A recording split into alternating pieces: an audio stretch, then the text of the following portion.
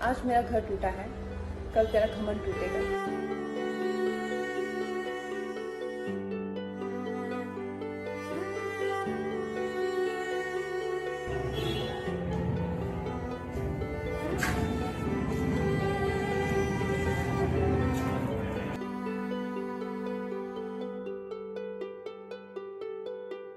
भाई जो लोग लाइफ में खुद अपने दम पर कुछ उखाड़ नहीं पाते वो उजाड़ने में लग जाते हैं। और ये हमारे देश ने आज मुंबई में पहली बार नहीं देखा है, ऐसा हमने उजाड़ने वालों को कश्मीर से लेकर केरल तक लगातार देखा है।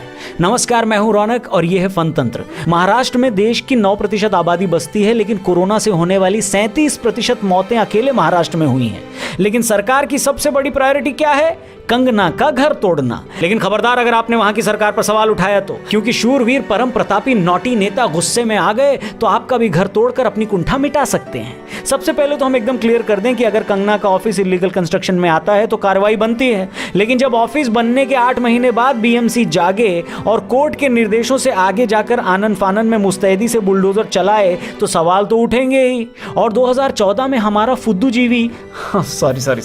बुद्धूजीवी समाज जिस तानाशाही फासिज्म का हवाला दे देकर दिन रात पानी पी पी कर मोदी को गरियाए पड़ा था, फाइनली 2020 में उस फासिज्म के दर्शन हो ही गए। कंग्रेचुलेशंस। लेकिन हमारे फुद्दूजीवी I am sorry once again, हमारे बुद्धूजीवी अब एकदम चुप हैं। और सिर्फ बुद्धूजीवी ही चुप नहीं है, फ्रीडम ऑफ एक्सप्रेशन के चैंपियंस भी चुप हैं, फेमिनिज्म के नाम पर मलाई खाने वाले सेलिब्रिटीज भी चुप हैं, किलो के हिसाब से अवार्ड वापसी का खेल खेलने वाले भी चुप हैं, महिला सुरक्षा और सम्मान की बात करने वाले नेता भी चुप हैं। वो लोग जो खिचड़ी में कंकड़ निकल आने पर देश में इंटॉलरेंस बढ़ गई है भैया, इस बात को पूरे विदेश में प्रचारित कर देते हैं, वो वाले अभिनेता भी चुप हैं। यहां तक कि बॉलीवुड गैंग भी कंगना की फ्रीडम ऑफ एक्सप्रेशन का सिर्फ इसलिए साथ नहीं दे रहा क्योंकि वो इनकी तरह हिपोक्रेट नहीं है। ये सब चुप हैं क्योंकि ये सब अंदर ही अंदर जानते हैं कि असली फासिस्ट कौन है। इसी डर के आधार पर ये डिसाइड करते हैं कि किसके खिलाफ बोलने का और किसके खिलाफ चुप रहने का। लेकिन सवाल सिर्फ बीएमसी से ही नहीं, सरकार से भी है कि पिछले 8 महीनों में आपने ऐसे कितने इलीगल कंस्ट्रक्शंस तोड़े,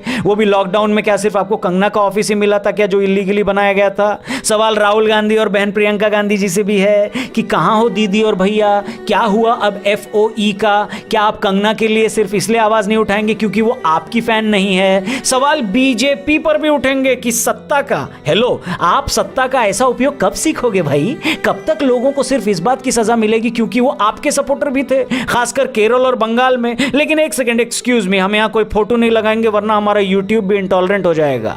कांग्रेस की एक महिला प्रवक्ता जो कांग्रेस छोड़कर शिवसेना में गई ही इसलिए क्योंकि उनका मानना था कांग्रेस में महिलाओं की इज्जत नहीं होती, वो अब शिवसेना के नेताओं द्वारा एक महिला के खिलाफ अपशब्द जो कहे गए और बदले की कार्रवाई जो की गई उस पर धृतराष्ट्र के रोल में एकदम फिट लग रही हैं, क्योंकि वो जानती हैं कल ही किसी बड़े अखबार में किसी चैनल के प्राइम टाइम पर एंकर डर का माहौल है ये बोल के फिर से बीजेपी को फासिस्ट साबित करने लग जाएगा और अपने मुख्यमंत्री साहब फिर से किसी PR एजेंसी के इशारे पर प्लकार्ड लेकर खड़ी हो जाने वाली बॉलीवुडिया जमात से अपनी तारीफ में ट्वीट करवा के अपना ईगो बूस्ट कर लेंगे। लेकिन नौटी नेताजी याद रखिएगा, ये वही देश है जहां नारी के सम्मान के लिए ही रामायण हुई थी और जहां नारी के सम्मान के लिए ही महाभारत भी हुआ था।